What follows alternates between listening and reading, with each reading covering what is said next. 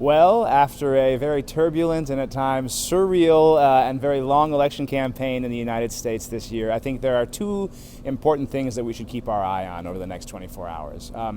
The first thing to understand about the American election is it's not a direct popular vote. We have something called the Electoral College by which presidential candidates are elected. And what that means is that in each state, there's sort of a separate election that takes place, and the candidate who gets the most votes in each state wins all of that state's representatives in the Electoral College.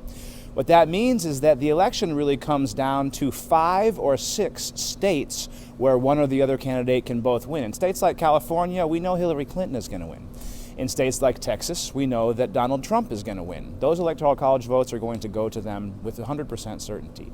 States like North Carolina, Florida, Nevada, New Hampshire, and then also potentially Ohio, Pennsylvania are closer and could go either way. And so over the next 24 hours, those are the 5 or 6 states which are going to determine who wins this election.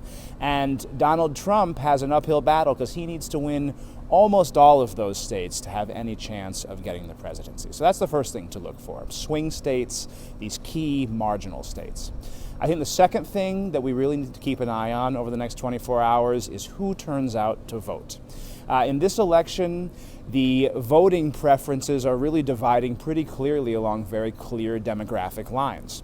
Minorities, African Americans, Latino Americans are going to vote overwhelmingly for Hillary Clinton.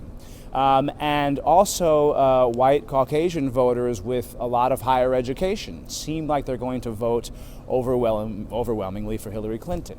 On the other hand, less educated white voters who don't have as much secondary education are going to vote overwhelmingly for Donald Trump. And that we know. All the polls are telling us that. All the surveys are telling us that. So the question really becomes not who votes for who, but who turns out, especially in these 6 crucial states. Is it the constituencies that are going to favor Hillary Clinton, the minorities and the more educated whites that are going to turn out? Or is it the constituency that's going to vote overwhelmingly for Trump that is going to turn out? And I think, for me, those are the 2 key things to follow over the next 24 hours. The swing states and which of these demographic constituencies really gets to the polls on Election Day. That would be my appraisal.